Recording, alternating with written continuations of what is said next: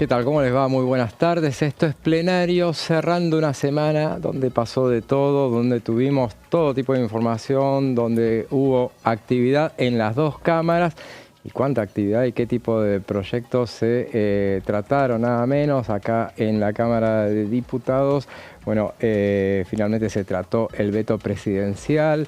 Se sostuvo ese veto finalmente y ayer en el Senado de la Nación, bueno, con los tres temas que se trataron, de eso vamos a hablar a lo largo del programa. Hay mucho para analizar sobre lo que sucedió en las dos cámaras en esta semana tan intensa y lo que va a suceder, por supuesto, el domingo, porque ya todos los ojos están puestos en lo que será la presentación inédita. Hasta ahora estamos en tiempos inéditos, aclaremos además, del presidente de la Nación presentando nada más ni nada menos que el presupuesto 2025 este domingo a partir de las 21. Bueno, de todo eso vamos a hablar a lo largo de este programa con mis compañeros a quienes ya mismo paso a presentar. Fabián Waldman, ¿cómo estás? ¿Qué tal? Buenas tardes, José. Buenas tardes a la audiencia de Diputados Televisión. Una noticia de último momento a raíz de un tuit del responsable de las políticas universitarias. El presidente confirmó que va a vetar la ley que fue promulgada ayer a la noche de aumento del presupuesto universitario. De esta manera, en menos de 2 semanas prácticamente, el presidente Javier Milei enfrenta al Congreso Nacional, a otra de las patas del poder político en la Argentina, con una constante que tiene que ver con lo que él marca como la definición de la política económica, que por otro lado va a estar presente el próximo domingo aquí cuando a las 9 de la noche haga su discurso de aproximadamente unos 40 minutos, José, que fue lo que anunciaron hoy en Casa Rosada, y con el cometido de fijar un presupuesto nacional que tenga un corsé, realmente un fuerte impedimento para ajustar las partidas, que no se corra un milímetro de lo que se defina como las partidas presupuestarias para cada uno de los ministerios. Entonces, reiteramos, el presidente vetó la ley de aumento del presupuesto universitario. Va a vetarla. Va a vetarla, es verdad. Sí, va a vetarla, sí. Bueno, tiene 10 días, pero ya lo anticipó. Es todo un anticipo ya justamente porque bueno, hasta ahora no había el presidente dado señales de que, bueno, en realidad señales había de que iba a ir por el veto, pero bueno, no había dado una confirmación que es la que ya nos da Fabián Waldman. Estamos con Gonzalo Salaverrieta. ¿Cómo estás? Hola José, placer saludarte a vos, a Fabi también. Bueno, como vemos en imágenes, tal y cual, bueno, esto fue cuando abrió el periodo de sesiones ordinarias aquí en el Congreso, precisamente en el recinto de la Cámara de Diputados, el presidente Javier Milei va a estar en el atril el próximo domingo, una información que se pudo confirmar hace unas horas nomás atrás. Finalmente va a estar en el atril el presidente de la Nación en lo que será esta invitación, esta convocatoria, porque en realidad no tiene el tinte ni la oficialización de una sesión especial, ni mucho menos. Es simplemente una presentación del presupuesto por parte del presidente de la Nación, algo que tal vez no acostumbra a ser un presidente de la Nación, pero en este caso, y obviamente será más que interesante poder escucharlo, y también será un hecho histórico, sin dudas, lo que va a suceder este domingo aquí en el Congreso. En un ratito, José, les voy a estar contando un tema de plena actualidad, porque si hay algo que sucedió en la Ciudad Autónoma de Buenos Aires, es un impacto, un rebote muy importante respecto a una medida que se tomó respecto al uso de los celulares en las escuelas de la Ciudad Autónoma de Buenos Aires. Y la pregunta es, ¿cómo se está legislando aquí en la Cámara de Diputados para que a nivel nacional haya una normativa similar, igual o con la misma perspectiva? Bueno, en un ratito te voy a estar contando todos los proyectos que se han presentado, inclusive uno que se presentó esta semana, José. No, qué dato importante. Bueno, entonces arrancamos con todo tipo de informaciones, como el tiempo que va a durar el discurso del presidente de la Nación el domingo, el lugar donde lo va a dar, nuevamente utilizando el atril que ya utilizó el 1 de marzo pasado. Pero ahora veamos a ver cómo, antes de entrarnos en los detalles del programa, cómo está el tiempo en la ciudad de Buenos Aires. Y bueno, un día lindo, realmente 17 grados de temperatura, el cielo despejado, con algunas nubes nada más. Una mínima de 11 grados hubo hoy, mañana sábado, dicen que va a estar buenísimo, sí, está el sol a pleno, 17 grados de máxima, 9 de mínima. Y el domingo también, un fin de semana, no nos podemos quejar, 18 grados de máxima el domingo, 12 grados de mínima. Veremos qué temperatura hay a las 21 horas. Que es cuando está previsto el inicio del discurso del presidente de la Nación en la Cámara de Diputados. Un discurso que, como decía Fabián, va a durar 40 minutos. Veremos entonces, tenía entendido de que iba a ser muy largo, pero... No, entre 30 y 40 minutos. No más. ¿Cuál es mi información? ¿Cuál es mi fuente de información? Susana Jiménez, porque ella... Claro, ella dijo que iba a durar, en realidad, ella no, sino Karina Milei, que habló con el productor del programa y le dijo que iba a ser un discurso largo. Claro, entonces digo, bueno, entonces preparémonos para más de una hora, pero bueno, si decís entonces 40 minutos está bien, media hora, bueno, todavía me llama la atención. No, lo que yo entiendo es que lo que pretendía el gobierno es que no se hablase de ninguna otra cuestión el domingo a la noche, claro, salvo del discurso del presidente. De hecho, en las redes va a estar eso, no sé si efectivamente en las pantallas de los canales la gente va a estar ampliando eso o preferirá mirar otra cosa. Pero bueno, esto que... Pero hay cadena nacional. Hay cadena nacional. Sí, claro, tendrá que ver una plataforma. Bueno, recordad que igual los cables no están obligados a pasarla, independientemente que aquí en la Argentina, a diferencia de muchísimos lugares del mundo, uno de los pocos países en los cuales hay tantos canales de noticias, no existe ni en Estados Unidos esta cantidad de emisoras que únicamente se dediquen a brindar información. Sí. Así que y habrá mucha gente que preferirá seguir por su vida normalmente sin escuchar al presidente de la Nación, como pasa en todo momento en la historia argentina. Por lo pronto, Susana Jiménez trasladó el inicio de al domingo siguiente de su programa para la semana siguiente. Y seguramente esté el presidente también ese domingo. Creo que va a la segunda, al segundo programa, creo, no sé, pero ya tanta información. Porque el presidente tenía muchas ganas de ir. Sí. Ya lo había llamado para ir cuando no estaba al aire. Así que, bueno. Sí, y algo llamativo va a ser seguramente cómo se van a comportar los diputados y los senadores que, por lo menos sabemos que algunos van a venir, otros ya han confirmado la no presencia.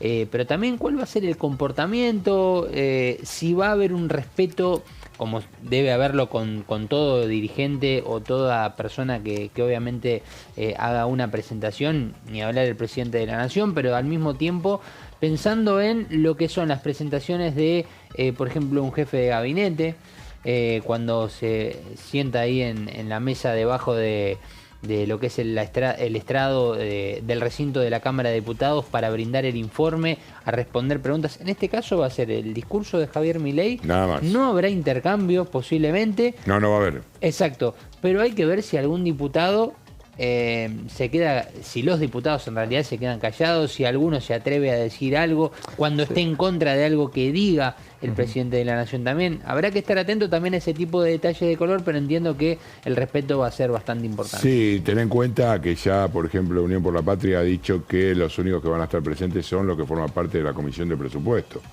Claro. O sea, tenés ahí una tercera parte de la Cámara, de las cuales va a haber aproximadamente unos 20, 25 diputados, puede ser un poco menos, entre aquellos que formen parte. Y, por ejemplo, Daniel Arroyo, que estuvo sentado aquí en quórum hace un ratito, dijo que él, aunque no forma parte de la Comisión de Presupuesto, va a asistir.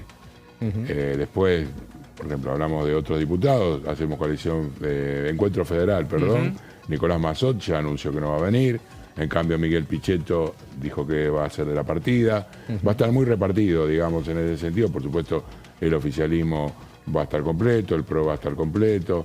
Digamos, del radicalismo entiendo que muchos también van a estar. Así que habrá algunos que dicen que se van a sentar de espalda, no sé. Yo creo que los que van a venir, en general, en líneas generales, van a venir los que quieran venir. Entonces eso asegura un ambiente más ameno. seguramente aquellos, por ejemplo, de la izquierda ya anunció que no va a estar acá. Claro. Igual los senadores entiendo que no están todos invitados. Acá, claro, era una de las dudas, porque decían, esa asamblea legislativa obviamente no es, pero están invitados los senadores, están invitados los funcionarios, obviamente. Lo que habrá que ver Unión por la dónde... Patria no viene del Senado, ya lo dijo eso ya dijeron que no va a estar. Claro.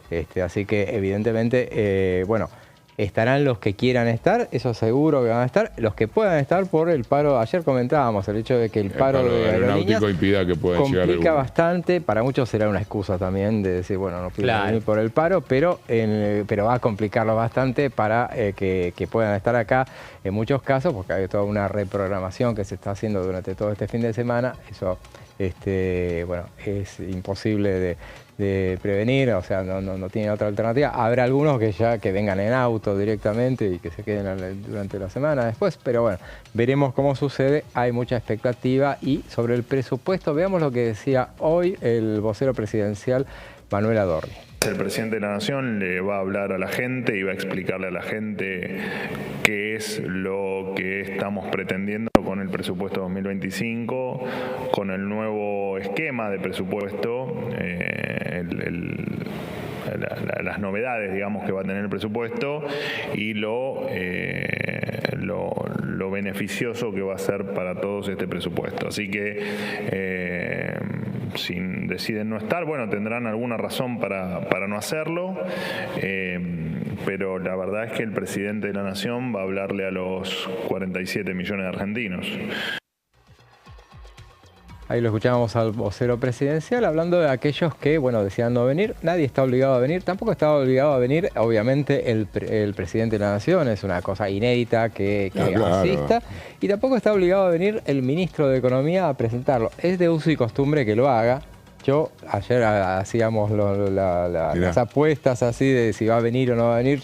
Van a venir los ministros que quieren, que lo entiendo que van a venir. Va a haber un fuerte respaldo político. Y no. Decía a presentarlo después en la comisión de... eso fue lo que charlamos ya hace una semana. Claro. Y teníamos la duda. A mí me parece que no va... ¿No vos decís que no va a venir nadie, ningún funcionario? No, que van a venir, sí. No sé, me da duda el ministro de Economía, pero bueno, veremos, la sacaremos rápidamente la duda. Igualmente, decía, había una versión, a ver si ustedes tienen información sobre el tema, decían que inmediatamente después del discurso presidencial iba a haber una conferencia de prensa de los presidentes de las comisiones de presupuesto de ambas cámaras, José Luis Esper y Ezequiel Atauche en el Senado, y de Manuel Adorni, que iba a haber una conferencia de prensa para hablar, bueno, de evacuar consultas. No está confirmado, hay muchas cosas, está mucho... Es decir, conferencia de prensa donde puede haber consultas, posiblemente... Hay muchas dudas. De colegas. Sí, hay muchas dudas respecto de lo que va a suceder. Uno preguntaba, a ver, ¿y los senadores vienen? Y no sabemos. Uno es más lo intuitivo que la información que puede llegar a ver, porque no hay mucho detalle. Por eso todo lo que se vaya conociendo es bienvenido. Por eso decía, bueno, ahí tenemos el dato de Fabián de 40 minutos, ahí tenemos el dato de Gonzalo, que va a estar en el atril. Porque era otra de las cuestiones. Sí, porque en algún momento se generó la expectativa de si iba a estar en el atril, que a ver, no es que es un dato que tal vez cambie la cuestión, ni el horario, ni la organización, simplemente eres por una cuestión de estéticamente dónde iba a estar ubicado, porque existía la posibilidad de que si no esté colocado en el mismo, debajo del estrado o en el propio estrado, justamente para brindar este discurso, pero va a repetir lo que fue la escena de la apertura de las sesiones ordinarias el 1 de marzo. Y también obviamente, José, que todas estas dudas posiblemente ya las tengamos despejadas y las podamos comentar el domingo a partir de las 20. Así es, aquí en la pantalla una programación especial donde, bueno, la previa de lo que va a ser esta presentación, justamente la va a poder ver acá en las pantallas de DTV. Y entonces, bueno, el evento va a estar presidido por el presidente de la Cámara de Diputados. Entiendo que no va a estar, por lo menos presidiendo la presidenta del Senado, al no ser una asamblea legislativa, no lo es. Entonces, si no, inmediatamente pasaría a serlo la asamblea legislativa. Entendería que no va a estar la vicepresidenta, por lo menos en el estrado. Claro. Si no, se transformaría en una asamblea legislativa, que no es. Es una presentación del presidente de la Nación. Claro. Algunos... y vos decís, José, que formalmente va a estar Martín Menem presidiendo el acto. Pero, o por lo menos siendo siempre, el encargado la organización está a cargo de diputados, así claro, que entendería que eso será así, que los taquígrafos serán los de la Cámara de Diputados. Entendería por qué en las asambleas legislativas todo eso pasa a ser parte del Senado. Y hablando del Senado, entonces recordemos, ayer fue, lo que decíamos al principio, fue una jornada muy intensa, porque se trataron 3 temas, los 3 que estaban previstos originalmente. De los 3 eran 2, se había reconfigurado ese cronograma, ese temario el día anterior. Se iba a tratar solamente el miércoles con la boleta única de papel y el financiamiento universitario, pero después se había apartado lo que se había combinado originalmente sobre el tratar el tema del decreto de necesidad de urgencia, pero finalmente en el inicio de la sesión se acordó que sí, que se estableció que sí, que se tenía que tratar. Bueno, se votó, ya daremos más detalle de lo que fue ese tema. Pero bueno, ahora vamos a que estamos hablando de los decretos de necesidad de urgencia, de eso nos va a hablar Fabián. Sí, creo que vamos con electrodependiente. No, vamos a hablar de electricidad, porque si hablamos del DNU, por ahí nos electrocutamos. Entonces, sí, mejor directamente pasemos al tema de los electrodependientes. A ver, José Gonza, yo creo que hay cuestiones que son inherentes a, de alguna manera, tener empatía con el prójimo, y entiendo que por ahí algunas cuestiones no están bien informadas o no están bien, de alguna manera, implementadas, si querés. ¿Por qué? Porque la idea es que aquellos que no están en condiciones de sostener un gasto de electricidad en el cual efectivamente se le va la vida, tengan la posibilidad de acceder a una tarifa diferencial o a la gratuidad de la misma, o inclusive la posibilidad de que le cedan las propias empresas eléctricas los instrumentos para poder hacer uso de esa energía. Estamos hablando de los electrodependientes, aquellas personas que tienen enfermedades de las cuales el hecho de cortar el suministro eléctrico le va en juego la vida. El Gobierno Nacional, a través del decreto 330, estableció que la cantidad de dinero que debe tener una familia para poder acceder a este beneficio es mucho menor que la anterior. De esta manera redujo sensiblemente la cantidad de familias que pueden acercarle a cada uno de sus seres queridos la posibilidad de tener una vida digna, teniendo estos equipos energéticos y accediendo a una tarifa más baja. Claro, porque acá hay una ley que establece el beneficio. Ya no está más, esa ley establece el beneficio, pero justamente ha sido modificada. Modifican los importes. Por el decreto. Claro. La ley que quiere modificar, en este caso, el diputado Carlos Castañeto, de Unión por la Patria, de la provincia de Buenos Aires, ex arquero de Gimnasia y Esgrima de La Plata, es la ley 27.351, que es del año 2016. Esta ley está incluida justamente en los electrodependientes. Este beneficio, para acceder a ello, tenías un registro en el que debías anotarte. Lo que plantea justamente es una nueva definición para esta ley, es que las personas son las personas que necesitan suministro eléctrico constante para poder subsistir, y además, en ese sentido, lo que agrega es que en esta definición, que resulte necesario para evitar riesgos en su vida o su salud. Claro. Este es el condimento que le agregó Carlos Castañeto, el ex titular de la AFIP, para que esta posibilidad, esta ley se modifique y sea más abarcativa.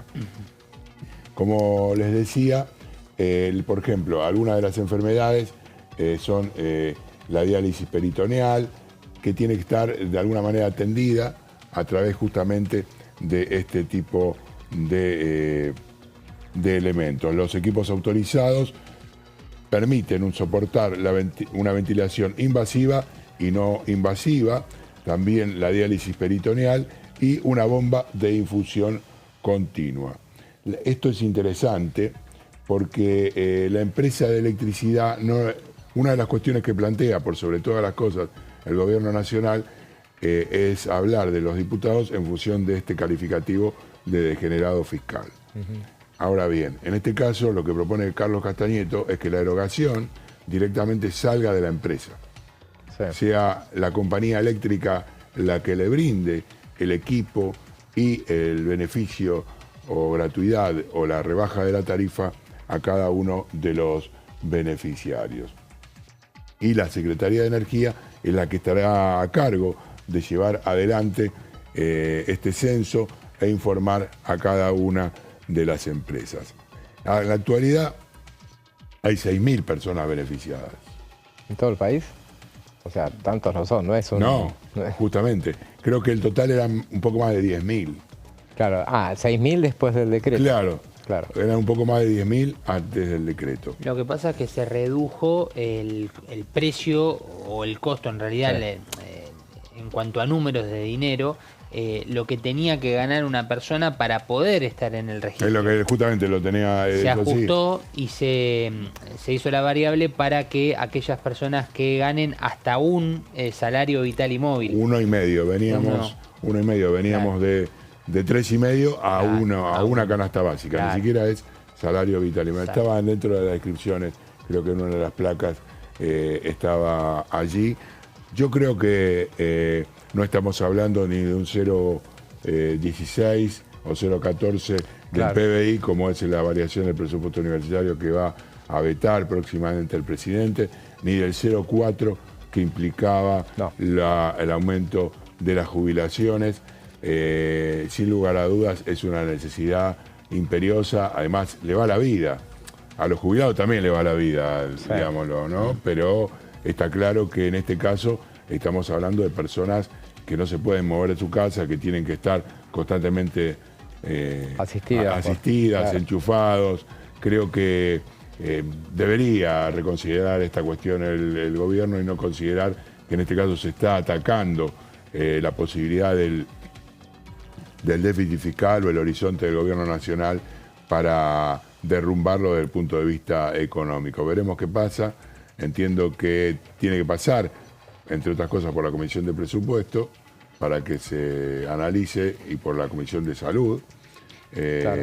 Y tomar las definiciones concretas. Hay un muy fuerte trabajo en las redes de la gente que está afectada por estas cuestiones. Hace un ratito subieron algo relativo de algo similar que sucede en Chile, donde fallecieron 3 personas debido a que no tienen la asistencia debida en cuanto a la posibilidad de acceder a una tarifa subsidiada. Creo que nuestro país no puede darse el lujo de alguna manera condenar a esta cantidad de gente por un ingreso, un gasto tan mínimo. Así que habrá que estar atentos, ver cómo evoluciona la situación y esperemos que el gobierno pueda escuchar y atienda esta situación para resolverla. ¿Sabés qué, Fabi? Hoy, referido a eso, en su red social X se expresó Carlos Castañeto, etiquetando a los diputados de su bancada que están exigiendo, después de una entrevista, no recuerdo quién hizo una entrevista con la colega María O'Donnell, en donde habló justamente sobre la ley de electrodependientes, y lo que están pidiendo aquí desde la Cámara de Diputados es que se reúna la Comisión de Energía, porque ya tiene el giro en la Comisión de Salud. Entonces lo que están exigiendo es que se reúna la Comisión de Energía para darle el giro que necesita y que esta ley, que además de tener esta problemática de que se haya bajado lo necesario para que una persona gane y que pueda estar o no en el registro, también se está teniendo una pelea interna en el sentido con algunas afectaciones como por ejemplo la apnea del sueño, me contaban. Es una de las problemáticas que también está dentro de las problemáticas y que requieren de una electrodependencia y que bueno, dentro de los criterios tal Ojalá. vez esta es una de las luchas. Que así sea. Bueno, veremos a ver si se atiende este reclamo del diputado Carlos Castañeto. Ahora vamos a un breve corte y después seguimos con más plenario.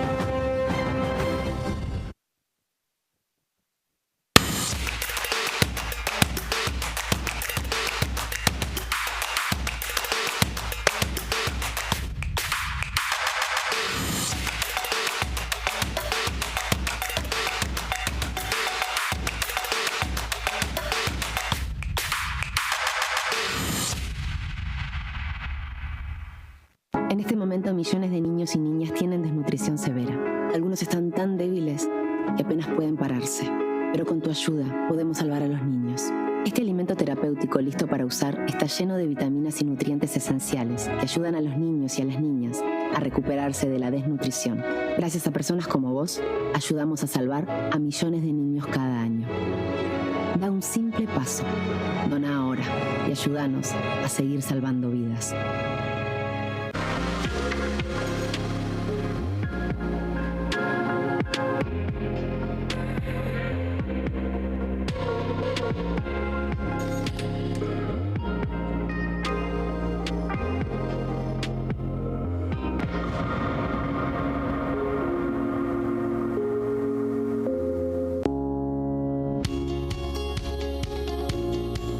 La Cámara de Diputados tiene 257 miembros. Los diputados debaten y sancionan leyes que rigen en todo el territorio nacional. Algunas de las más importantes son el presupuesto de gastos generales del Estado, el Código Civil, el Código Penal, la forma en que se rige el trabajo, las jubilaciones, entre tantas otras. Además, controla y hace un seguimiento de las políticas del Poder Ejecutivo a través de la visita de diferentes funcionarios o el pedido de informes, así como la posibilidad de realizar juicios políticos a los funcionarios. La duración de los mandatos de los diputados es de 4 años y pueden ser reelegidos indefinidamente. Desde el momento en que asumen y hasta el final de su mandato, no pueden ser acusados, interrogados judicialmente, ni molestados por las opiniones o discursos que imitan desempeñando su mandato. Son requisitos para ser diputado tener al menos 25 años, 4 años de ciudadanía argentina y haber nacido en la provincia por la que se postula o haber residido en ella los 2 años precedentes. Se agrupan en bloques que expresan partidos políticos o afinidad ideológica. Existen también los monobloques integrados por un solo diputado.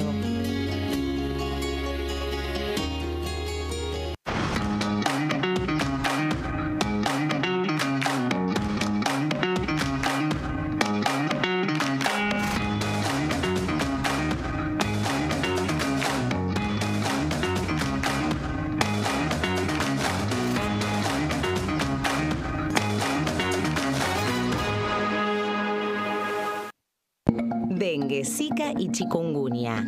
¿Cómo protegerte de la picadura de mosquitos?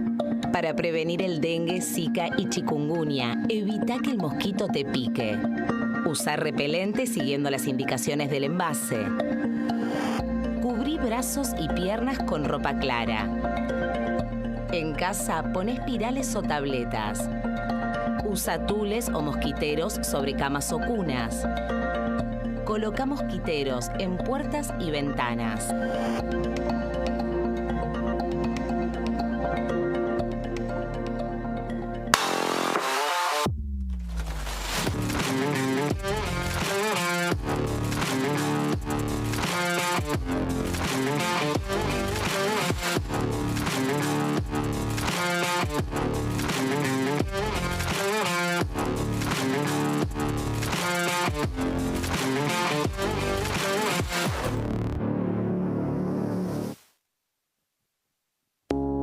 Las sesiones son el espacio donde los diputados debaten proyectos de ley para su aprobación, modificación o desaprobación.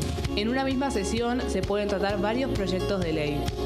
Desde el 1 de marzo, cuando el presidente las inaugura, se desarrolla el periodo de sesiones ordinarias. Entre el 1 de diciembre y el 28 de febrero se extiende el periodo de sesiones extraordinarias que solo pueden ser realizadas a pedido del presidente de la Nación. En el recinto, el bloque oficialista se dispone a la derecha del presidente de la Cámara, el bloque opositor mayoritario a la izquierda y en el centro los bloques con menos cantidad de integrantes. En el tratamiento, en general, los diputados tienen 7 minutos y los jefes de bloque entre 20 y 12 minutos conforme al número de legisladores que representen. La sesión es dirigida por el presidente de la Cámara de Diputados, que administra el uso de la palabra y las distintas instancias del funcionamiento. A la izquierda del presidente está el secretario administrativo, a la derecha el secretario parlamentario y debajo de él están los taquígrafos, que registran cada uno de los testimonios.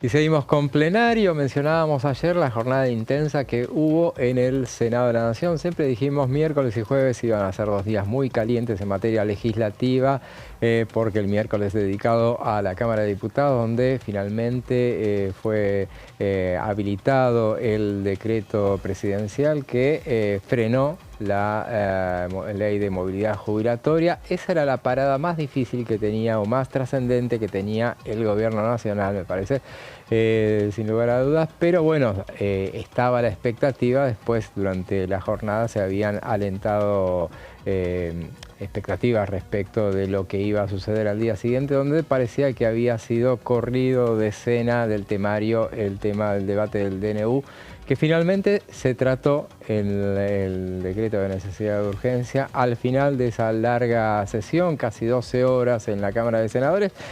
Ahora vamos a hacer un repaso, vamos a empezar a hacer un repaso de lo que fue a nosotros que nos gusta los viernes, son viernes de historia un poco, entonces vamos a repasar los decretos en la historia argentina. Claro, porque además es la primera vez en la historia que se voltea un DNU. Totalmente, justamente esto nosotros decíamos, había que tener en cuenta el momento, la hora, porque esto lo de ayer lo vamos a leer en los manuales de historia en el futuro. Porque, bueno, por primera vez el Congreso de la Nación rechazó un DNU, un decreto de necesidad de urgencia, lo hizo el Senado, entonces repasemos los votos. 11 votos a favor tuvo, hubo toda una discusión sobre cómo, me parecía que ya hay momentos en los cuales Sí, además pierde. Recordemos que fue a las 4 de la mañana, ¿no? No, a las 2, a las 2. A las 2 de la mañana, pero bueno, son las 2. Ya después de 12 horas de debate. 11 votos a favor, 49 en contra, 2 abstenciones.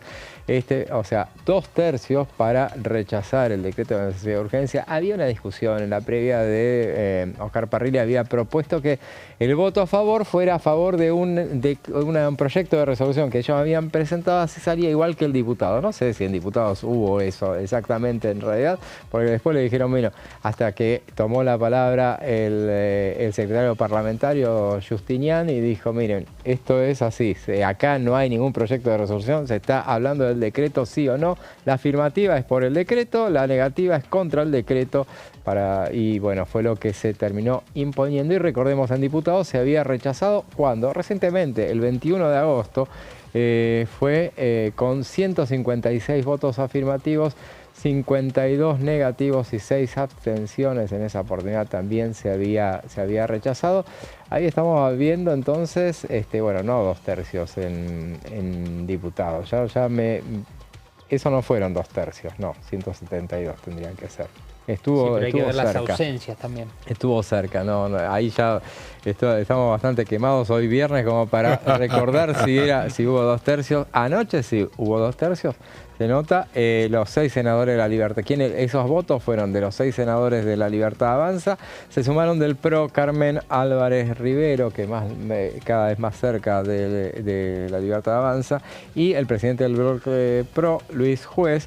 Estuvieron entre los 11 votos afirmativos Camau Espínola, Eduardo Cuader y la tucumana Beatriz Ávila, y entre los 49 votos estuvo todo el resto. Unión por la Patria con 3 ausencias, los radicales que estuvieron, Alfredo De Angelis, Victoria Wala y Guadalupe Tagliaferri por parte del PRO fueron algunos de los votos positivos. Bueno, hubo también algunas abstenciones. Hubo un hecho curioso que fue los misioneros Carlos Arce y Sonia Rojas de Cut, que anunciaron que se abstenían, se pararon y se fueron. Mirá, se fueron de la sesión. Se fueron, anunciaron que se abstenían, cuando se estaba por votar se pararon y se fueron, o sea que en realidad estaban ausentes. Así que, bueno. Hubo 42 ausentes, ¿puede ser ese día? ¿En esa votación? En esa votación. No. Vos estás hablando de la otra, ¿no? Del anterior. Que vos tenías la duda si eran 2 tercios. ¿Cuántos ausentes? No me acuerdo. No, hay que sacar la cuenta ahí, vos seguramente. Hubo 215 presentes ese día. 215, y saca dividido 3, así. Vamos a dividido hacer. 3. Vamos a hacer 2 tercios en vivo, estamos calculando. Sí, son 71,6 más o menos. No hubo 2 tercios ahí, claramente no hubo 2 tercios. Entonces, bueno, vamos a ver entonces vamos a hacer un repaso de cómo son los decretos. En la próxima placa vamos a ver los decretos de necesidad de urgencia. Tienen una validez de ley y están contemplados entonces en el artículo 99, inciso C de la Constitución. Eso es la placa siguiente, estamos comentando. Y bueno, hay 4 cuestiones sobre las que no se pueden emitir decretos. Eso es importante para saberlo y es bueno que los gobiernos lo sepan. Es materia penal, no hay decretos. En materia penal, materia tributaria, electoral o régimen de partidos políticos. Esos son los elementos donde no se pueden justamente emitir decretos. Como los decretos, al igual que los decretos comunes, son dictados por el presidente de la Nación. La diferencia entre los decretos comunes y los decretos de necesidad de urgencia están en el hecho de que los decretos de necesidad de urgencia los tienen que firmar todos los ministros y el jefe de gabinete también. Los decretos comunes los pueden firmar el presidente y alguien más.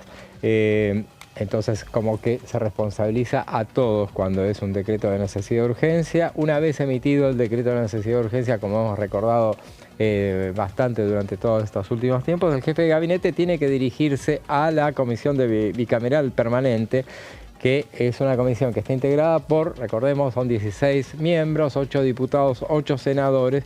En un plazo no mayor de 10 días tiene que ser eso.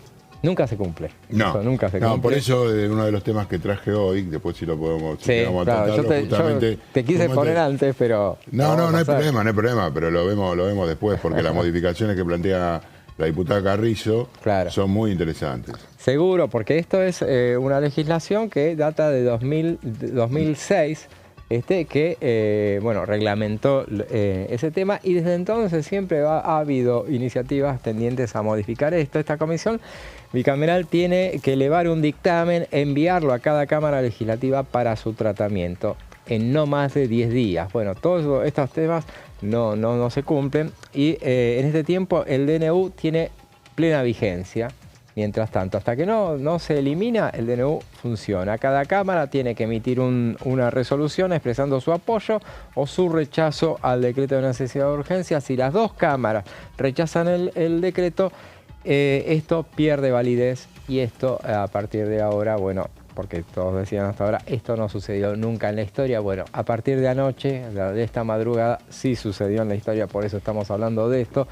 Esa es la ley que reglamenta este tema, es la ley, y lo vamos a ver en la próxima placa, si me va secundando el tema, es la ley 26.122, es la que reglamenta los decretos de necesidad de urgencia, que fue sancionada el 20 de julio de 2006. Desde entonces, esa es una ley que bueno, fue recreada impulsada por la senadora Cristina Fernández de Kirchner, entonces primera dama o primera ciudadana, como se hacía conocer en ese entonces. Tiene una reglamentación, después nos la va a detallar seguramente Fabián, y justamente que hace muy difícil que sea. Pero yo lo he comentado ya en varias oportunidades y me parece a mí que en realidad no es tan difícil. Es difícil sostener un decreto de necesidad de urgencia cuando tenés extrema minoría. Y siempre insisto, no insistan con los decretos de necesidad de urgencia, porque sino que le pregunten a Mauricio Macri lo mucho que le costó sostener esos decretos. Bueno, eso lo destaca siempre el oficialismo, y no el hecho de haber podido conseguir lo que consiguió solamente con 37 diputados. Habla siempre del poco más del 20% de diputados de la Cámara Baja y el 8%. No, el 10 y el 15. 37 diputados de la Cámara son 200. El 15%. 15%, sí. El 15 y de la Cámara Alta el 10. El 10, por eso. Sí, es muy poco, es muy poquito. Y bueno, recordemos entonces, los decretos de necesidad de urgencia, durante los gobiernos de facto, las normas legislativas eran conocidas como decretos leyes. Así que durante esto nos vamos a remontar hasta bien lejos. Cuando hablamos de hacer historia, hoy vamos a hacer historia larga. En 1945, por ejemplo, la Corte Suprema los reconoció como válidos a los decretos leyes que se hacían durante los gobiernos de facto. Cuando se los conocía como cuando fuera necesaria para cumplir los objetivos del gobierno militar de turno. Perdían validez al terminar el gobierno de facto, pero podían ser ratificados por el Congreso de la Nación. Y en 1947, ya durante el gobierno de quien entonces era Juan Domingo Perón, el coronel entonces, un nuevo fallo de la Corte determinó que los decretos leyes seguían con vigencia y debían ser derogados o modificados por otras leyes. O sea que, bueno, por suerte eso ya hemos dado vuelta a la página. Vamos ahora a irnos hasta 1853, cuando el inicio de la Argentina como país, como nación, nación constituida, porque la Constitución data de entonces, hasta el gobierno de Carlos Menem fueron una herramienta escasamente utilizada. Toman el nombre de decreto de necesidad de urgencia con la reforma constitucional de 1994. Hasta entonces, bueno, a partir de entonces adoptan la referencia como DNU, y desde la asunción de Menem hasta la reforma constitucional de 1994, recordemos, Menem asume en 1989, comenzaron a ser utilizados como recurso institucional ordinario en el proceso de toma de decisiones. En diciembre de 1990, por ejemplo, la Corte Suprema avaló el dictado de decreto de necesidad de urgencia en el caso Peralta, se llama. Es un caso Peralta en el que Peralta era un señor que, Luis Peralta, había presentado una querella, o no una querella, abierto una causa para solicitar la inconstitucionalidad en ese momento del decreto 36/90 de Carlos Menem. Los jueces del tribunal fallaron contra Luis Peralta y dieron que la validez de la norma quedó ratificada, y a partir de entonces funcionaron.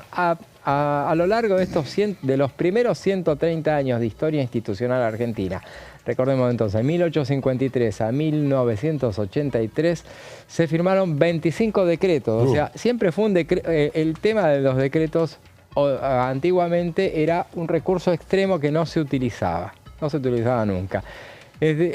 Con la vuelta de la democracia en 1983 se generó un salto cuantitativo, no cualitativo, por cierto. Claro. Raúl Alfonsín firmó 10 a partir de en sus 5 años y medio de gobierno, 100 decretos de necesidad de urgencia. Carlos Menem rubricó 545. Y eso que tenía mayoría. Bueno, Alfonsín también tuvo mayoría durante buena parte de esos gobiernos, pero eran mayoría. Comparado con esto, claro. Hablemos de mayorías, eso sí que eran mayorías. Entonces, bueno, ahí tenemos entonces la cantidad de decretos que firmaron. Si vamos a hacer un repaso, porque uno dice, vamos antes de ir al punteo de todos ellos, hacemos, por ejemplo, en la presidencia de Urquiza, estuve mirando hoy bien temprano y con el sueño que tenía de haberme acostado a las 3:30, así, todo miraba, por ejemplo, Urquiza en 1854 creó por decreto las mensajerías nacionales para correr las postas del servicio de correo. Cito algunos casos, no toda la historia. Derqui, año 31 de mayo de 1861, estableció por decreto que no se recibirían más pagos de aduanas con bonos o billetes de tesorería que se venían utilizando hasta entonces. Para esas cosas se usaban Patacones los decretos. No No, patacones no me des, no. No, por Dios. Juárez Selman, cuando muere, queda a cargo Carlos Pellegrini, completa su mandato, firma 2 decretos, uno en 1891, por el que se suspendían los términos legales y comerciales por razones de emergencia económica los días 5, 7 y 9 de marzo y eliminaba el registro de numeración de billetes que se quemaban. Entonces, bueno, hay un montón de decretos, o en realidad hay poquísimos decretos. El plan Conintes. El plan Conintes fue un decreto. El gobierno de Frondizi. Por ejemplo, restringía los derechos individuales de los ciudadanos también. Sí, un plan económico que tenía por finalidad justamente en aquel momento empezar con el tema de los ferrocarriles, ¿no? Con la venta. Así, la nacionalización, hablas de ferrocarriles, la nacionalización por parte de Perón de los ferrocarriles y la unión telefónica es por decreto también. Mirá. Es por decreto. Frondizi decreta el estado de sitio. Y, por ejemplo, los decretos de Frondizi fueron de estado de sitio, creó empresas estatales para la explotación de carbón y de energía eléctrica. Bueno, Arturo Illia también echó mano a muy pocas oportunidades, pero anuló lo famoso, que muchos dicen le costó la presidencia. Lo de la fármaca, lo de la las anulación medicinales. De los... No, es verdad, lo de las medicinas. Las empresas farmacéuticas. Pero los contratos petroleros, claro, que eso sí, los anuló por decreto. María Estela Martínez de Perón reglamentó el derecho de opción para salir del país y el famoso decreto, el tristemente famoso decreto 261/75, que ordenó a las Fuerzas Armadas a llevar a cabo el operativo Independencia. Ese fue por decreto de necesidad de urgencia. Ahora sí vamos al pasado más reciente. Ya lo vimos, por lo menos Fabián y yo lo vimos estos tiempos. En el caso de Gonzalo todavía vamos a ir acercándonos un poco. Ahí avisanos cuando naciste. Ahí ya había nacido. Él no sabe porque nació en el año 94. Con Alfonsín. Bueno, por eso ahí naciste en la segunda instancia. Raúl Alfonsín, entonces, 1983-1989, 10 DNU, decíamos, promedio, entre 1 y 2 por año. Hizo. Carlos Menem, 1989-1999, fue el gobernante que más tiempo estuvo democráticamente. 545 decretos de necesidad de urgencia. El promedio es de 54,5 por año, o sea, muy elevado. Tenía mayorías para respaldar estas medidas. Fernando de la Rúa, 1999-2001, 2 decretos nada más, 2 años. Lo de Rodríguez ya me causa mucha gracia. Sí, ya vamos, no sé para qué le hiciste. Ya vamos a llegar, pero mirá, él tuvo decretos, 73 decretos tuvo Fernando de la Rúa en esos 2 años, 36,5 por año. O sea, realmente desde Menem para acá se utilizó bastante. Adolfo Rodríguez, 2001, 7 días duró. 7 días, no 6 decretos.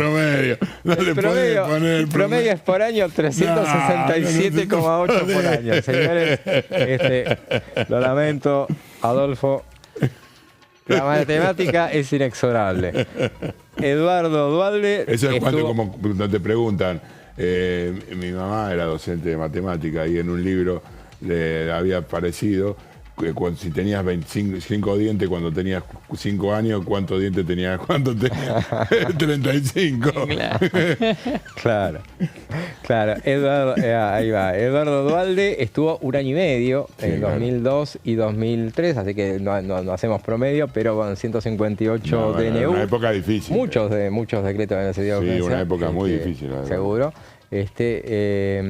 Néstor, a pesar de que tenía un congreso bastante favorable porque había un acuerdo tácito entre el radicalismo. Había partidos políticos por entonces, ahora en este momento son las alianzas. Néstor Kirchner, 2003-2007, 270 decretos de necesidad de urgencia, un promedio de 60 por año. También hizo bastante decretos. Con Cristina bajó el número de decretos, ella estuvo 8 años, 76 decretos de necesidad de urgencia y, por ejemplo, es un promedio de 9,6 por año.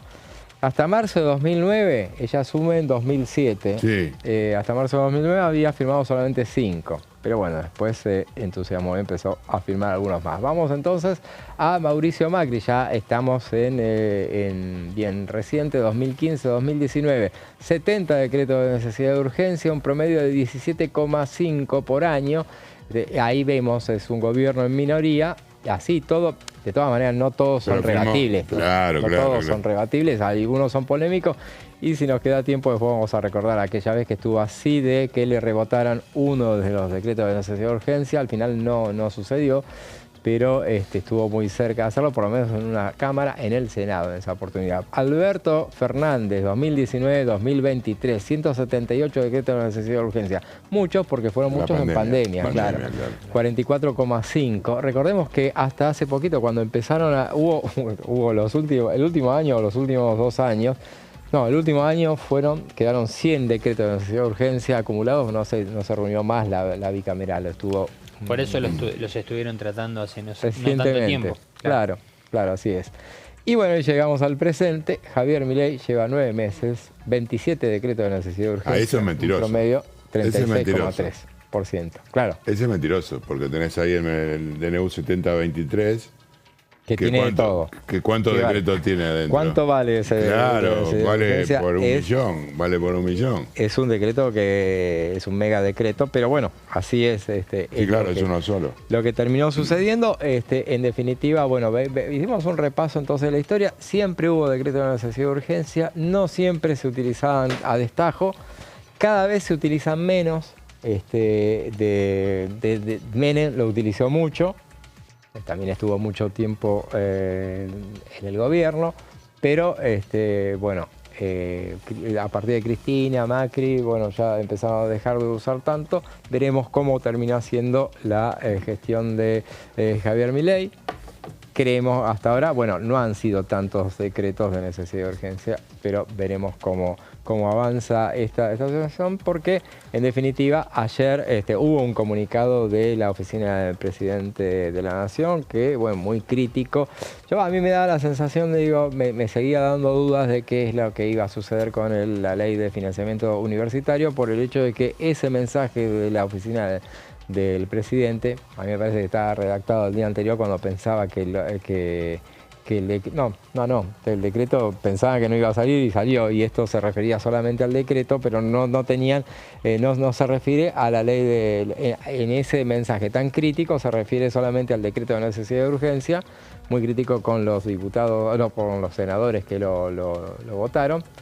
Muy crítico con los radicales, que le dice cuál va a ser el que elijan, de qué lado van a estar. Ahí preguntaba el detalle, con esto es un solo segundo, porque no nombra el PRO, que el PRO también votó a favor, en contra de los fondos reservados.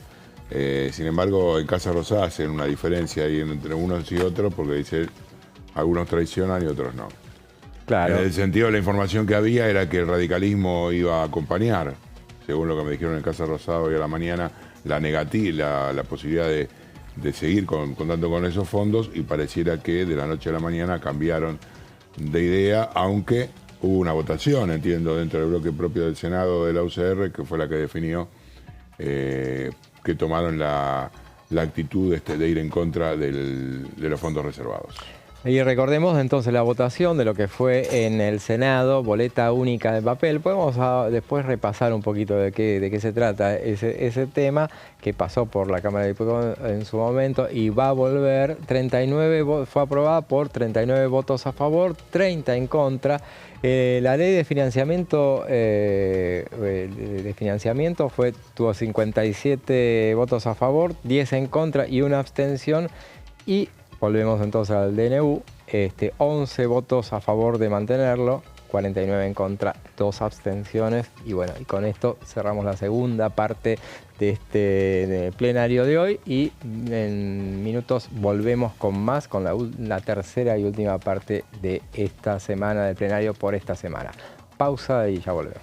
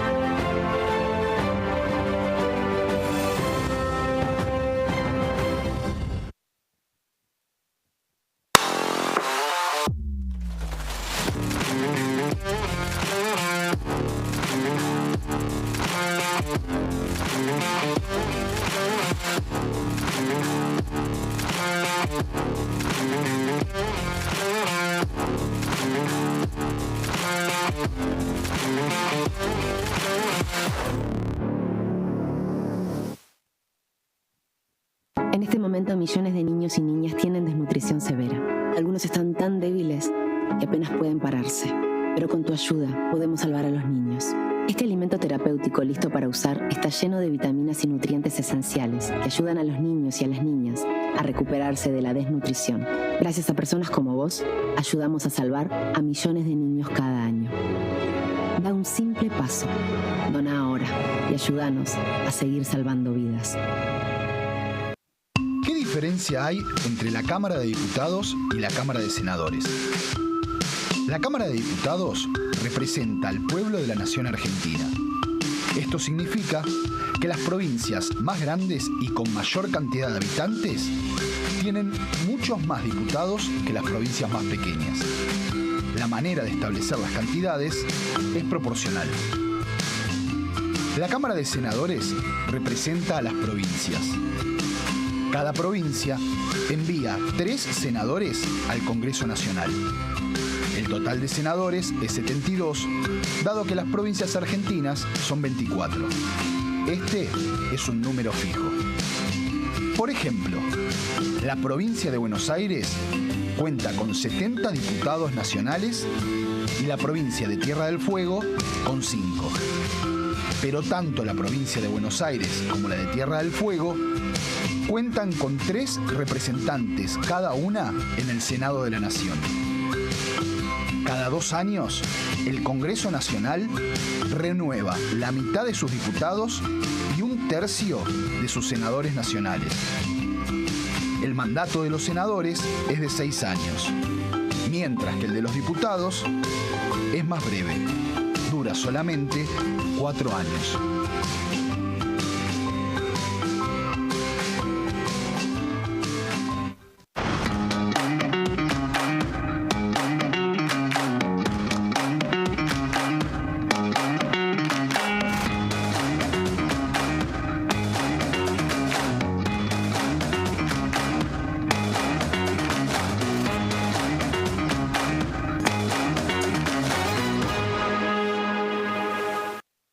Prevenir dengue, zika y chikungunya. Para prevenir estas enfermedades, evita que el mosquito te pique y no lo críes en tu casa.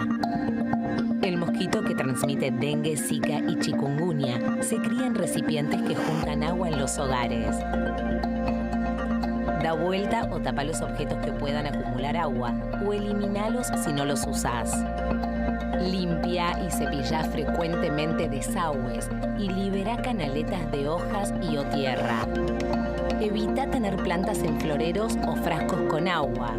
Limpia y rellena con arena los portamacetas.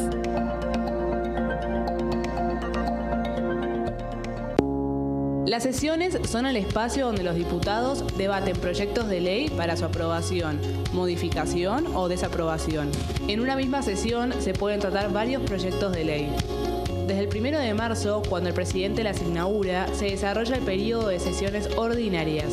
Entre el 1 de diciembre y el 28 de febrero se extiende el periodo de sesiones extraordinarias que solo pueden ser realizadas a pedido del presidente de la Nación.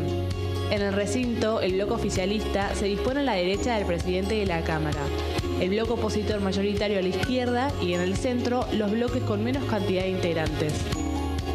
En el tratamiento, en general, los diputados tienen 7 minutos y los jefes de bloque entre 20 y 12 minutos conforme al número de legisladores que representen. La sesión es dirigida por el presidente de la Cámara de Diputados, que administra el uso de la palabra y las distintas instancias del funcionamiento.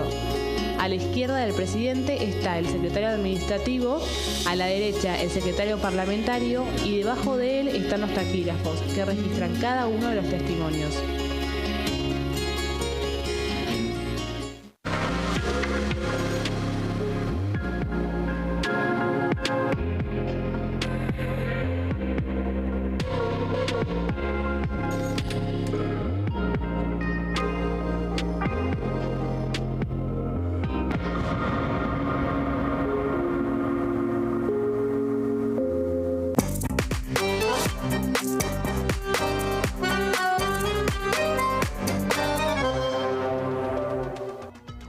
Y seguimos con plenario, cerrando esta semana tan intensa y pensando y hablando sobre lo que va a suceder el próximo domingo, inédito domingo, con la presencia del presidente de la Nación en la Cámara de Diputados presentando el presupuesto 2025, el primer presupuesto de la era Milei. Un texto que, a ver si Fabián tiene data de cuándo lo vamos a conocer exactamente, porque la fecha que debe presentarse es el 15, así que más preciso imposible, en el caso del presidente de la Nación, más precisión para cuando lo presente. Sí, efectivamente, el gobierno lo primero que había planteado era que no sabía si lo iba a hacer el día 13, o sea, o la jornada de hoy, o el próximo lunes, que es 16. Finalmente, y de acuerdo a lo que viene acostumbrándonos, el presidente Javier Milei optó por una salida diferencial, que es la de romper un poco la monotonía de esta Cámara con respecto a otros años y venir a plantearlo directamente, por varias cuestiones. En primer lugar, hablamos de que el presidente es, y lo destacamos nosotros, lo han dicho los compañeros a lo largo de toda la programación, es también economista. Sí. Por un lado, esa cuestión. Y por otro lado, es la irrupción de la figura presidencial en el recinto, en un lugar al cual, de alguna manera, el presidente quiere venir a mostrarse, por un lado, con el discurso que trajo hasta este momento, hasta aquí, con este discurso, digamos, de alguna manera ofensivo hacia los legisladores de ambas cámaras, y además a poner los puntos en claro con respecto a lo que pretende el presupuesto. La verdad es que van a estar allí, algunas cuantas bancas van a estar desocupadas. Recién charlábamos en uno de los cortes con compañeros y decíamos, bueno, pero van a mostrar un recinto en el cual haya ausencias. Sí, justamente entendemos que, charlábamos entre nosotros, entendíamos que esa era la imagen que quiere mostrar Milei, que hay legisladores que prefieren no venir y que no respetan la investidura presidencial, ni siquiera se acercan al recinto para poder estar presentes y escuchar lo que tienen que decir. Pero con la presencia igual de senadores no va a quedar un recinto vacío, ni mucho menos. Bueno, pero no importa eso. Yo creo que hay que ver la definición que toma la Cámara de Diputados, porque es la local, y si le da el lugar que tienen siempre o dejan los espacios vacíos para generar justamente ese impacto político. Independientemente de eso, ahora en instantes nomás, ya debe estar en la sociedad rural visitando una muestra de Hereford, y dentro de un ratito nomás también habla la expresidenta y ex vicepresidenta Cristina Fernández de Kirchner, todo en la previa de lo que va a acontecer el domingo. Hay que ver si también este mensaje de hoy de Cristina, que sería una respuesta al que brindó el presidente la semana pasada en Mendoza, luego del cruce de tweets de esa mañana, no tiene algún contenido también dedicado nuevamente a responderle el próximo domingo a la expresidenta. Esto creo que forma parte de la dinámica de la política actual y Javier Milei es adicto de alguna manera a las redes, él lo ha demostrado, y no deja de pasar oportunidad para salir al ruedo y contestar algunas cuestiones. Así que hay que estar atentos, los de gráfica fundamentalmente, te miro así a los ojos, José, el detalle de cada una de las palabras que diga el próximo domingo. Así será seguramente. Yo creo que respecto de las presencias, me parece que el tema es que la gente no sabe quiénes están, pero no sabe quiénes no están en general. O sea que... Justamente, por eso, si deja los lugares vacíos... Claro, pero no sabe qué lugares son los que estarán vacíos. No sé, puede ser. Es un análisis que lo vamos a volver a hablar. Es más, vamos a preguntarlo. A ver si tenemos alguna respuesta. Yo hablaba hace un rato con un diputado de izquierda y me decía, no, nosotros no vamos a estar porque no nos van a mostrar. Evaluaron ellos con carteles y dijeron, sí, pero no nos van a mostrar. Entonces no tenía mucho sentido, entonces directamente no iban a ir. Veremos a ver qué es lo que sucede. Es muy interesante. Veremos las expectativas de este presidente que no dio el discurso presidencial cuando asumió el 10 de diciembre. No lo dio en el recinto, lo dio fuera del recinto. Pero después sí lo hizo cuando, recordemos que las dudas que teníamos, bueno, lo dará, finalmente dará el discurso con la apertura de la Asamblea Legislativa, no lo dará, bueno, finalmente lo dio, obviamente lo dio en ese atril que ahora va a volver a usar, que lo guarden ahí a mano porque en cualquier momento vuelve a la Cámara de Diputados. Es muy bienvenido en todo caso que así suceda porque, bueno, muestra una interacción que se intensificó durante los últimos días cuando, bueno, atendiendo según muchos una recomendación, un pedido del expresidente Mauricio Macri, que entre milanesa y entraña le recomendó que que atienda a sus legisladores y que atienda a los legisladores, legisladores del PRO, que los conduzca, él mismo dijo. Y bueno, que fuera más allá justamente porque, bueno, recordemos entonces, en la previa de esa... el lunes arrancó con una reunión con ahí ya no estuvo el presidente de la Nación, pero sí estuvieron Karina Milei, estuvo... Karina Milei con Lisandro Catalán, Ritondo, Giudici, Los Penato, Sago, estuvo Eduardo... el Bornoroni, también Gabriel Bornoroni, Falcone y Bornoroni, exacto. Sí, estuvieron ahí reunidos hablando ya en esto que se habían comprometido a hacer una reunión cada 15 días, no siempre va a estar el presidente, esta vez no estuvo, pero al día siguiente sí estuvo el presidente en la reunión que mantuvo con esa famosa ya reunión con 5 diputados radicales. En realidad son 4, el quinto forma parte del bloque de la UCR, pero Federico Tournier, estamos hablando del correntino, que en realidad es del Partido Liberal. Pero bueno, garantizándose a partir de entonces la anuencia de esos diputados, fueron los 5 votos afirmativos que tuvo al día siguiente, fueron parte de esos 87 votos que blindaron el veto presidencial y que evitaron, le sobraron inclusive votos para evitar que fuera rechazado el veto presidencial. Sí, veremos cómo sigue, ¿no? También estas reuniones, cómo siguen todos los lunes, porque es algo que aparentemente, por lo que se pudo saber, lo que trascendió, es algo que va a quedar como fijo. Veremos si van cambiando los protagonistas. Yo le tengo mucha duda, a los fijos no le tengo mucha confianza. Yo tal vez puede ser que tengamos algunas dudas respecto si van a ser siempre los mismos quienes vayan a esas reuniones, o en algunos casos pueden llegar a rotar por cuestión de viajes, o por cuestión de algún interés de que en la semana haya algún tema tal vez de mayor trascendencia para alguna de las provincias, pero es un mensaje básicamente de un acercamiento, una cierta unión entre lo que es el poder ejecutivo más fuerte, por así decirlo, con el poder de aquí del Congreso. Así es, y veamos respecto al presupuesto, lo que va a ser esta presentación del presupuesto 2025, lo que nos decía la diputada de La Libertad Avanza, Lorena Villaverde. Voy a hablar claramente de mi opinión personal porque estamos acá en un espacio donde siempre lo aclara nuestro presidente. No somos manada.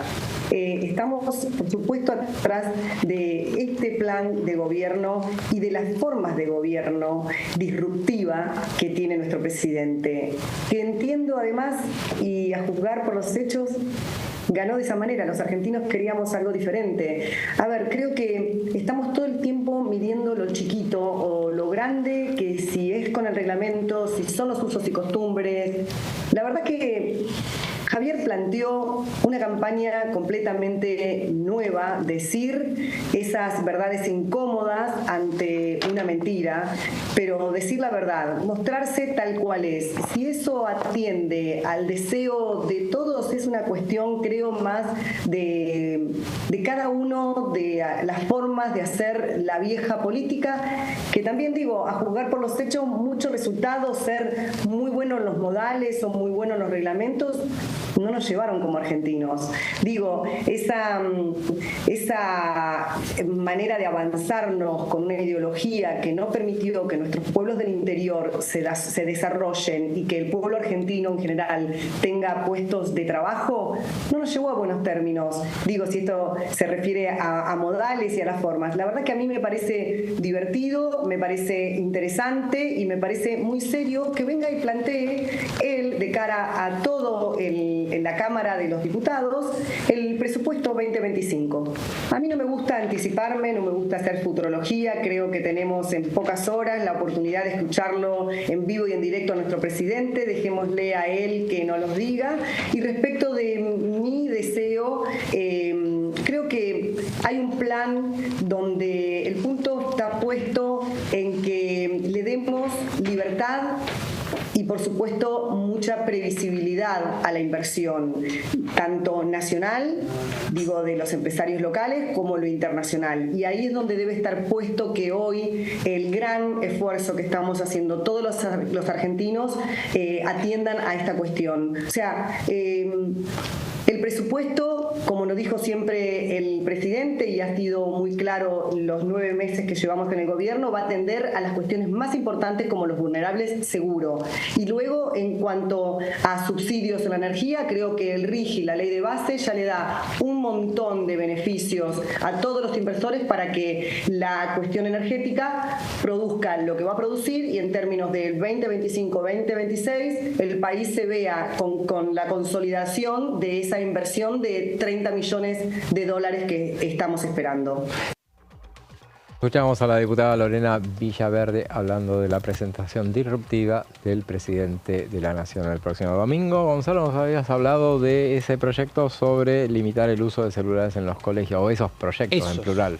Exactamente. A ver. Sí, José, porque hay un cierto debate que se está instalando, yo creo que ya desde hace unos años, en la edad anterior a lo que es la edad de primaria en los colegios, que no sé si les pasa en algún debate familiar, si les toca tener nietos o si los van a tener en algún momento, respecto a... Espero.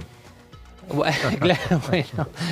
Respecto a cuál va a ser la posición de la madre, del padre, de la persona que cría a los hijos respecto a cuándo van a empezar a concederle una tablet, un celular, para ya la imagen visual, para que se entretengan con los celulares, porque las nuevísimas generaciones cada vez vienen más aceleradas en lo que es el manejo y el uso de los celulares.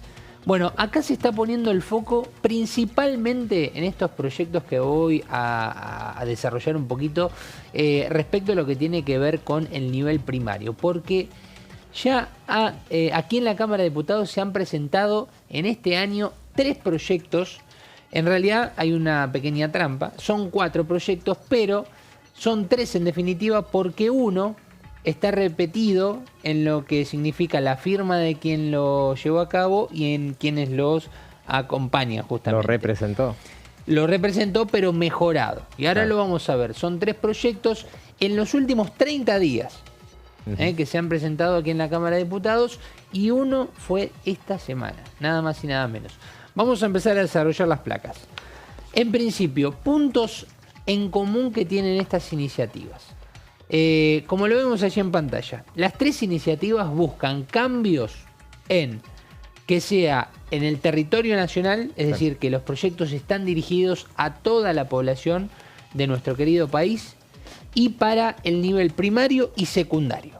¿Sí? Estos son los primeros puntos en común que podemos encontrar entre estos proyectos. Obviamente, a lo que tiene que ver con la prohibición o la restricción o la limitación del uso del celular, ¿no? Allí ya encontramos las primeras 3 coincidencias. Vamos a empezar a desarrollar. El primer proyecto tiene que ver con una iniciativa del diputado Julio Moreno Valle, representante de la provincia de Salta y del bloque oficialista, de La Libertad Avanza. Uno de los proyectos tal vez más completos, te diría, de los 3, porque tiene varias excepciones, tiene muchas aclaraciones vinculadas a hacia dónde está apuntado, a qué sector. En este caso, lo que propone es que en el nivel inicial y primario, durante la clase y los recreos, está prohibido completamente el uso del celular. No hay ninguna excepción para el primario y para el nivel inicial para lo que significa el uso del celular. Aclaramos, en la clase y en los recreos. Después, técnicamente, podemos analizar qué pasa si el alumno decide llevar el celular, por ejemplo, a el establecimiento educativo por orden de los padres, por una cuestión de seguridad. Que obviamente, que aclaramos, estamos hablando del inicial y primario, son edades bastante bajas y por lo general no suelen manejarse solos, pero no quita que sí haya casos. Por ende, aquí ya los establecimientos educativos tienen que tener obviamente una especie de reglamento interno en el cual digan, bueno, una vez que aquel alumno o alumna que lleva el dispositivo por una cuestión de seguridad, por pedido de sus padres, tendrá que tener alguna normativa de decir, bueno, cada vez que ingresa lo deja en la famosa canasta, como en la canasta familiar no hay celulares, se charla en la mesa, bueno, lo mismo en los colegios. Se deja en la dirección y después, una vez que se retira del establecimiento, se lo devuelve. ¿No? Digo, casos que pueden llegar a suceder, No digo que estén contemplados exacta y estrictamente en el proyecto, pero son casos que se pueden dar y que también están contemplados. Y en el secundario, durante el dictado de las clases, estará prohibido el uso del celular. ¿Por qué aclaro esto? Porque aquí ya empezamos a ver la primera diferencia de lo que es el nivel inicial y primario con el del secundario. En los niveles secundarios está la excepción para este nivel, justamente, tanto para el ámbito público como privado. Lo aclara estrictamente Moreno Valle en su proyecto, cuando el docente lo permita, es una de las primeras excepciones, con fines obviamente educativos y del dictado de una actividad.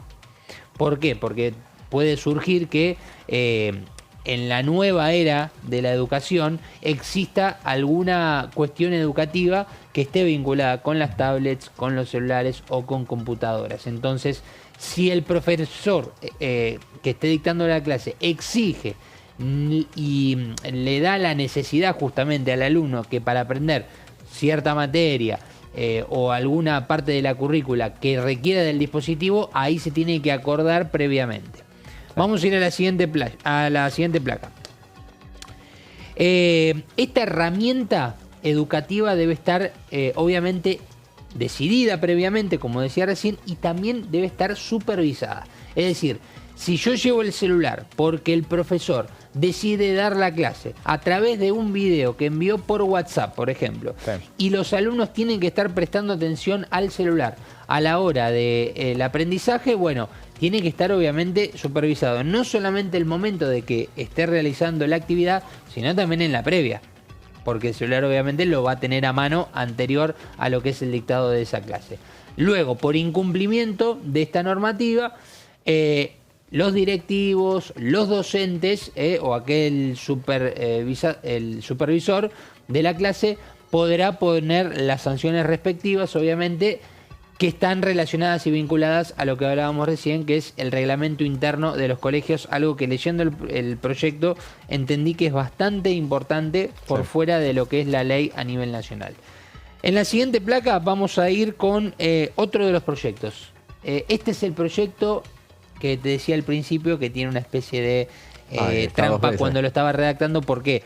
Porque en realidad son 4 proyectos, porque la diputada Luana Volnovich presentó la iniciativa en mayo y ahora lo volvió a presentar esta semana con algunas modificaciones en su texto, ampliado con características mucho más estrictas y específicas. Se puede hacer. Exactamente. La diputada de Unión por la Patria, que representa la provincia de Buenos Aires, lo que propone es que para la primaria, dentro de los establecimientos y en actividades curriculares fuera de las instalaciones, está prohibido el uso del celular.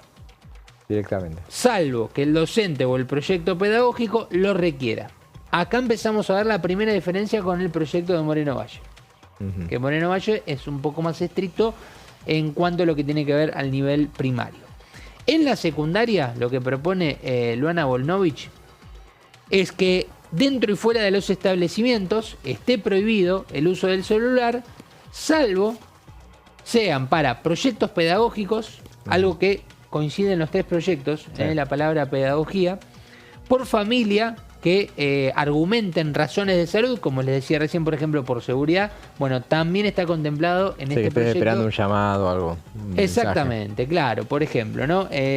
Vamos a suponer que un alumno sufre alguna problemática de salud común, que ahora no me sale el nombre, cuando haces el PAF. ¿Cómo es? Asma. Bueno, vamos a suponer que un alumno sufre de asma. Sí. Y le agarra un ataque y necesita comunicarse porque la madre o el padre le pueden ofrecer la ayuda necesaria para el momento. Bueno, ahí en esos casos pueden pedir una autorización según este proyecto y ahí tenerlo. O otras afecciones, ¿no? Claramente. Puede ser por una actividad requerida fuera justamente del establecimiento, obviamente que tiene que estar pautado. Y también puede permitirle el ingreso del celular a los estudiantes de los últimos 2 años de secundario, se entiende aquí por una edad tal vez más alta, ¿no? Dentro de lo que es el nivel secundario, imaginamos entre los 15 y los 17 aproximadamente, José, y fuera del horario y en el interior del colegio. A ellos sí les está permitido. Un punto muy importante en la siguiente placa, porque en el proyecto de Volnovich y en el siguiente que voy a contar también, no está aclarado el hecho de la educación pública y la privada en cuanto a los establecimientos. Pero dice que esto se le va a comunicar al Consejo justamente Federal de Educación y que va a elaborar, instrumentar protocolos específicos, recomendaciones y medidas pertinentes. Al igual que el proyecto que vamos a ver ahora en placa de Agustina Propato, que la diputada de Unión por la Patria, también de la provincia de Buenos Aires, que dice que solamente los docentes podrán autorizar el uso por razones pedagógicas en procesos de enseñanza. Y en la siguiente placa, como vemos en el artículo 3, dice comuníquese al Consejo Federal de Educación. Aclaración importante, ¿por qué? Porque si se comunica al Consejo Federal de Educación, esto implica que estemos hablando de la educación pública y de la educación privada. Así que estas son las 3 iniciativas de un tema que cada vez se hace más presente también, inclusive con proyectos. Impecable, Gonzalo, llegamos justo con los tiempos y ya estamos cerrando esta edición de hoy. Estaba mirando la agenda para la próxima semana. Está ya anunciado asuntos constitucionales y justicia para tratar ficha limpia. Muy probablemente haya dictamen para entonces, o sea que ya vamos con actualizando los temas que se vienen para este congreso tan laborioso.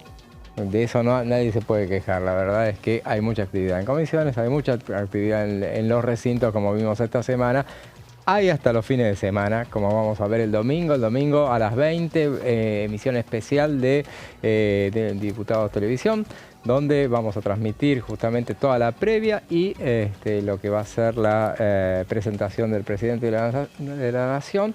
Bueno, Fabián, muchas gracias. Buen fin de semana, buena jornada el domingo. Seguramente lo mismo digo, todos vamos a trabajar intensamente, Gonzalo, vamos a trabajar muy especialmente ahí en el recinto. Vamos a hablar con todos los protagonistas que se presten al micrófono de Diputados Televisión en la previa. Además, así será. Y nosotros buen fin de semana. Nos vemos en la próxima semana. Ahora los dejamos con ustedes. Nos volvemos a ver el próximo lunes a las 15 y los dejamos en compañía del equipo de Pasos Perdidos, Amanda Alma, Fernando Fraquelli y todo su equipo. Y bueno, será hasta el lunes. Buen fin de semana.